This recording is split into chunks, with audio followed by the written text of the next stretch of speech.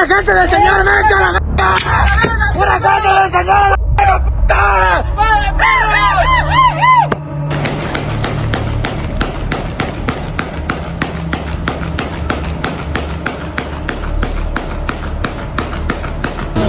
They had been watching him for years, not weeks, not months, years, tracking signal patterns, following money flows across shell accounts and border transactions, interviewing informants who gave up fragments and then disappeared, running surveillance grids across the mountain ranges of Jalisco, grids that produced nothing, then something small, then something undeniable. And then, on Sunday, February 22nd, 2026, the net finally closed around a pine-covered hillside above the quiet town of Tapalpa. The most wanted drug lord in the Western Hemisphere had nowhere left to run. Welcome back. This channel exists for one reason: to show you documented reality from Mexico. The kind of information that matters, stripped of politics and noise.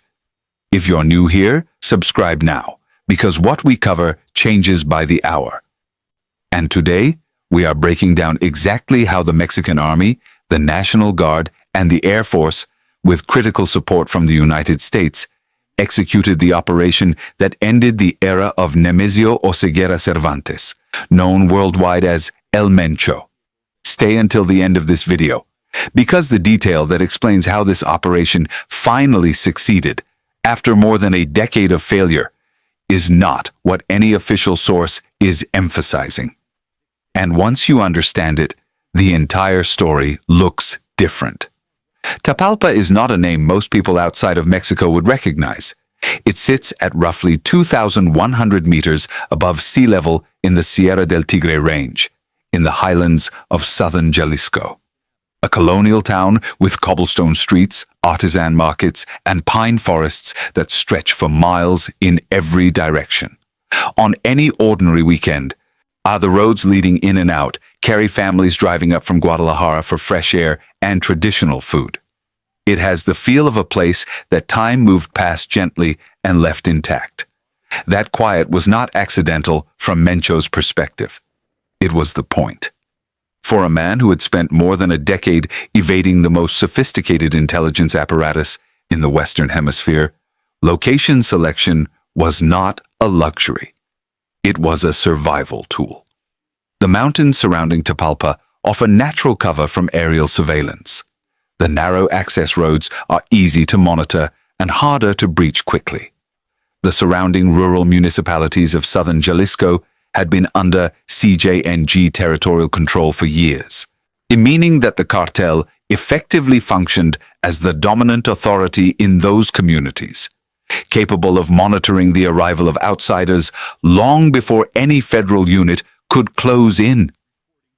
But the Mexican security apparatus had been evolving too.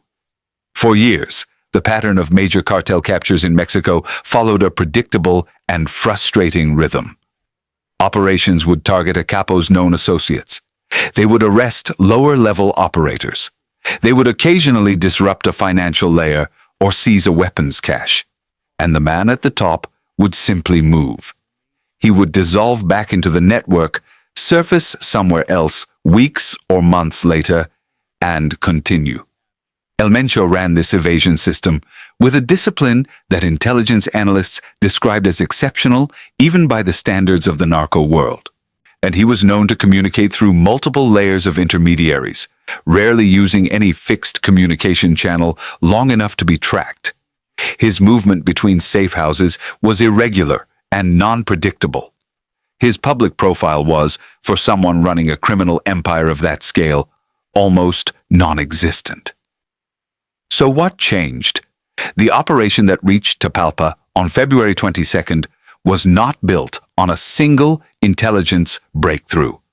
It was built on convergence, multiple streams of information, technical intercepts, financial surveillance, human intelligence from sources embedded within CJNG's operational structure, and critically, real-time intelligence sharing from U.S. agencies, began pointing to the same geographic corridor in southern Jalisco over a period of weeks prior to the operation. The convergence was not instantaneous. It was gradual. A signal here, a pattern there, a movement that did not match the profile of ordinary cartel logistics, but matched something else entirely. The specific footprint of a high-value target moving between secure locations. What intelligence analysts describe as the final lock, the moment at which target location moves from probable to confirmed, reportedly came in the days immediately preceding February 22nd. By that point, federal planning was already in motion. The operational deployment reflected the seriousness of the objective.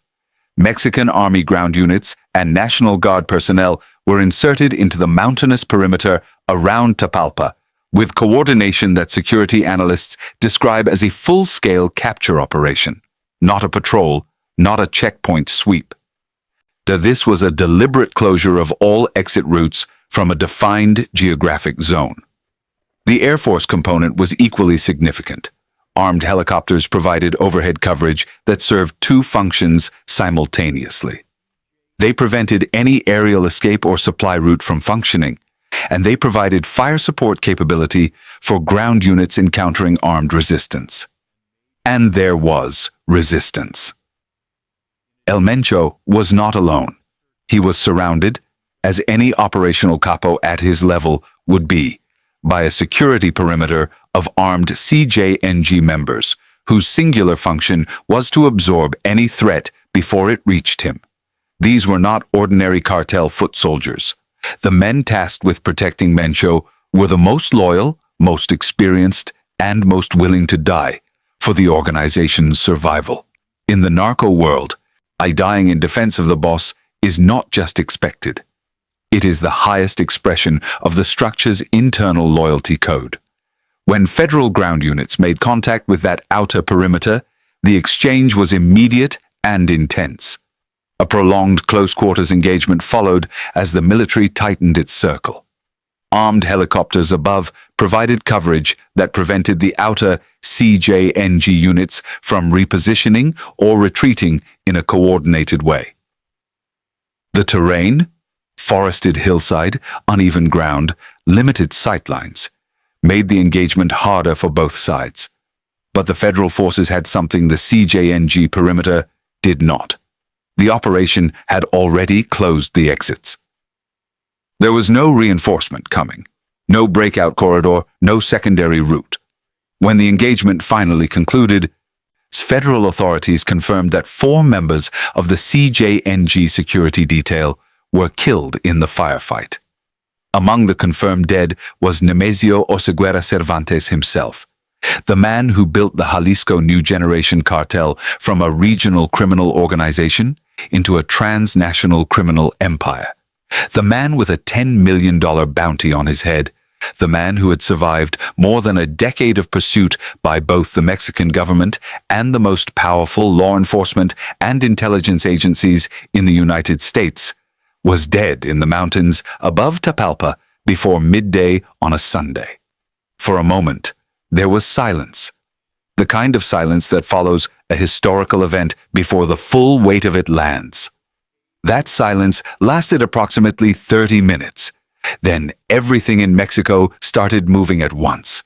But before we get there, before we talk about what CJNG did in the hours after that confirmation reached the streets, you need to understand something about what this operation actually represents. Because there is a detail in how this operation was built, approved, and executed that distinguishes it from every previous attempt to reach El Mencho.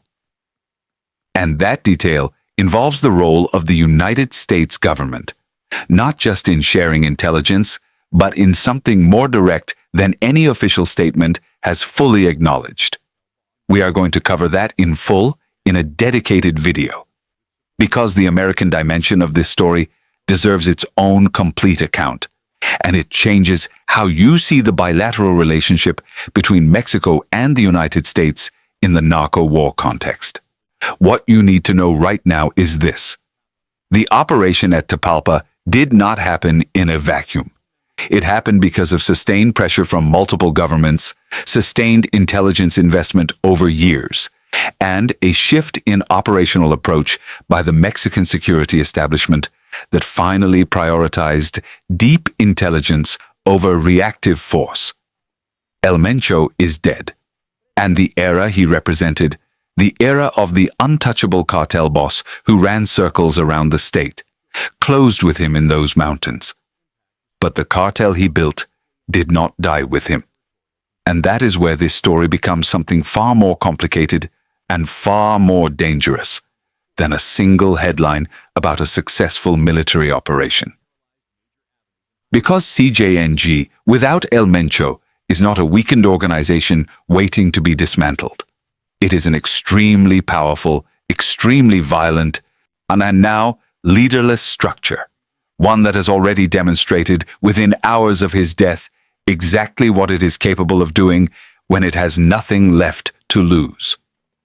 The next video covers the firefight itself in detail, what happened on the ground in those final minutes, what the armed helicopters witnessed, and the one piece of footage from that mountain, footage that circulated in the hours after the operation, that confirms what federal authorities described, and what it reveals about El Mencho's final moments. If you are not subscribed, do it right now. Turn on notifications. Share this video with anyone trying to understand what is happening in Mexico.